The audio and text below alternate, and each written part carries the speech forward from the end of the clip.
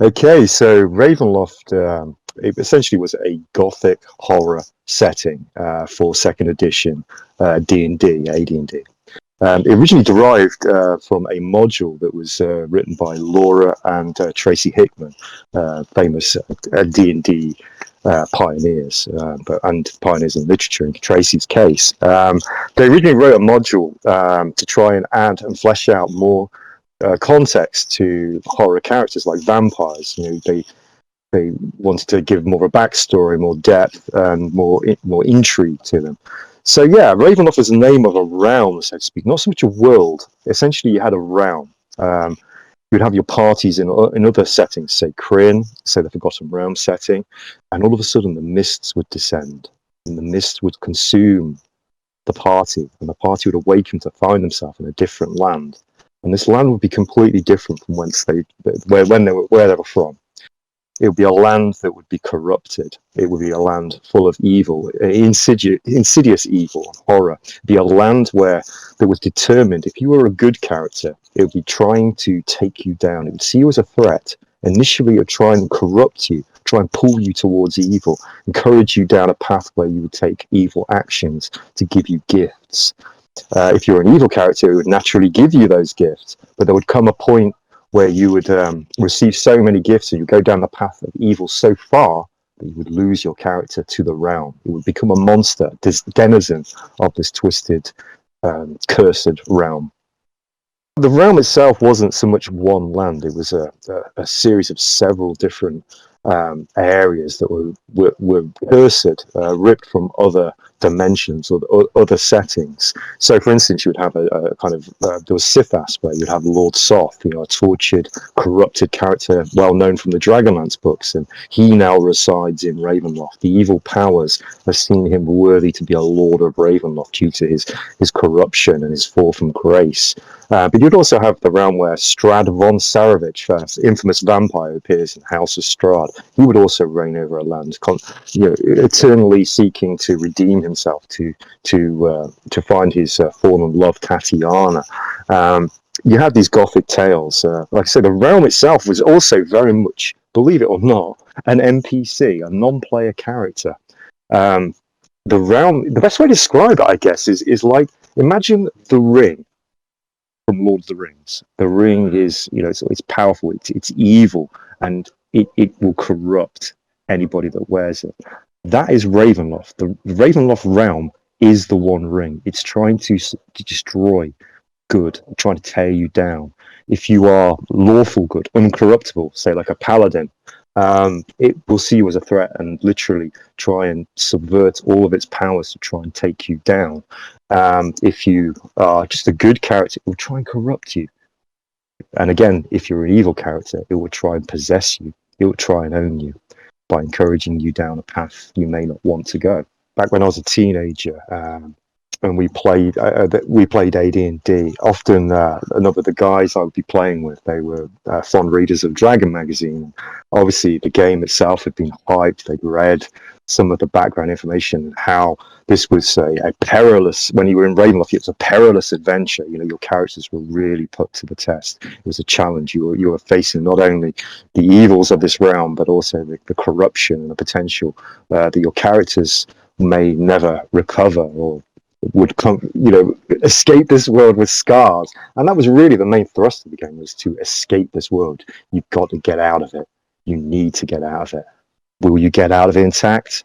Chances are you probably won't. But that's character defining. That added an extra dimension to your player characters, the survival of Raven.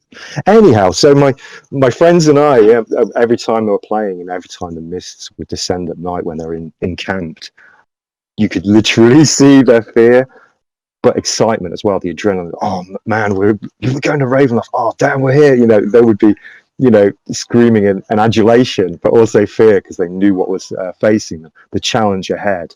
And it was something all the guys love. I mean, some people who aren't necessarily tuned to like gothic horror tropes, it's not their scene. I'm telling you, after playing second edition Ravenloft, people are always asking, "Oh, I hope we don't go back to Ravenloft." Although I did really enjoy it. Tell me about the lords of the different realms in Ravenloft, the original. Oh, in the original Ravenloft, the Lords were very complex characters. So they had a rich history. Often they would have started down their path with a cause, sometimes fairly noble, but sometimes it would have that tinge of ambition or of evil within it. And you'll find their stories tragic. Obviously, they would go down a path. They would be gaining in power. They would be encouraged by the powers of Ravenloft by doing these evil deeds and being given gifts. But ultimately, it end in tragedy. The outcome wouldn't be what they wanted to, but as a result, they would fall and they would be sucked into the realm forever in this kind of purgatory place that is Ravenloft. And now they would serve out a purgatory existence of evil, but trapped in a loop trying to find redemption of some kind. Strad, for instance, as I've mentioned, the vampire, he constantly is trying to find redemption with his fallen love Tatiana. Very similar to Lord Soth as well, who he lives in his keep and can see on the hills outside his keep the ghost of his love Kitiara patrolling there. But it's a love that's distant; he can never quite reach it. But the lords are interesting because whilst they're evil, they often have. You can find yourself in a Ravenloft realm being manipulated by them.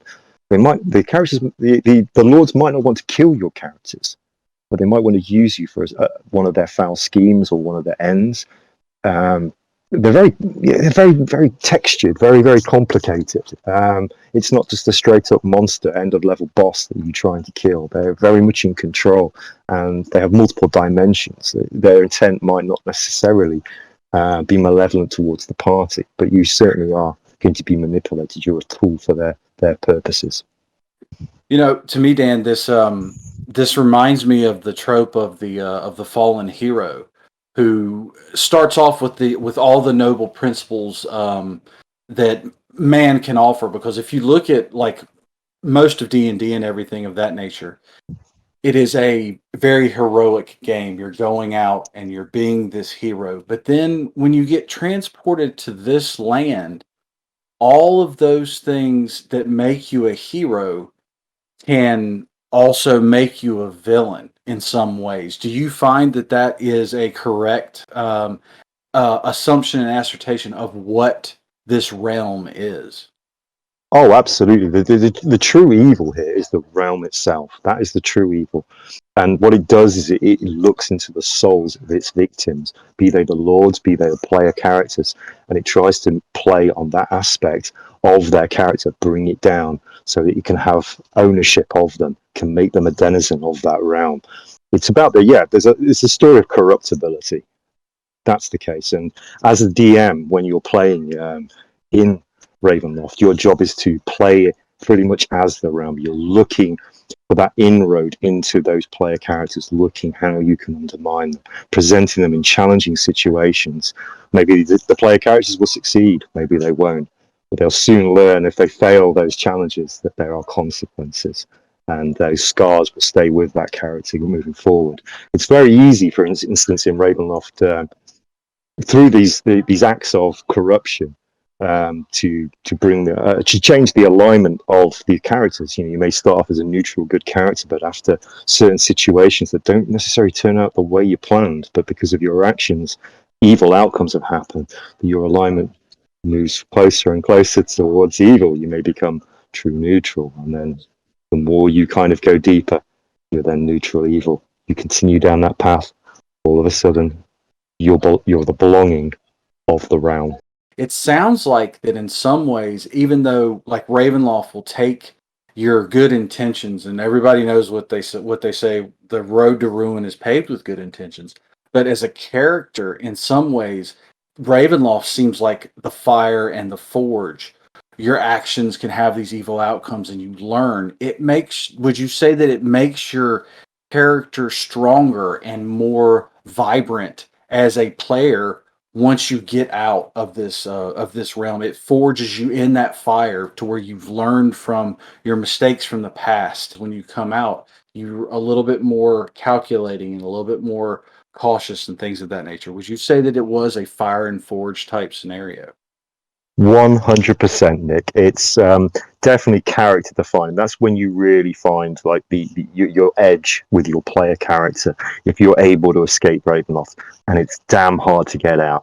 And here's the thing: once you get out, you may carry scars. You certainly will be scarred by your experiences. If you've not been corrupted in any way by the land, you will be scarred by what you've seen. But those scars will become character defining. It's an aspect to your character you can then role play upon your return to, say, Forgotten Realms or Kryn or wherever your character has come from.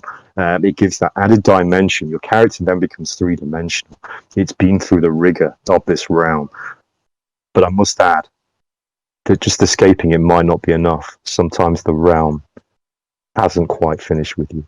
It's always lies there, waiting, watching,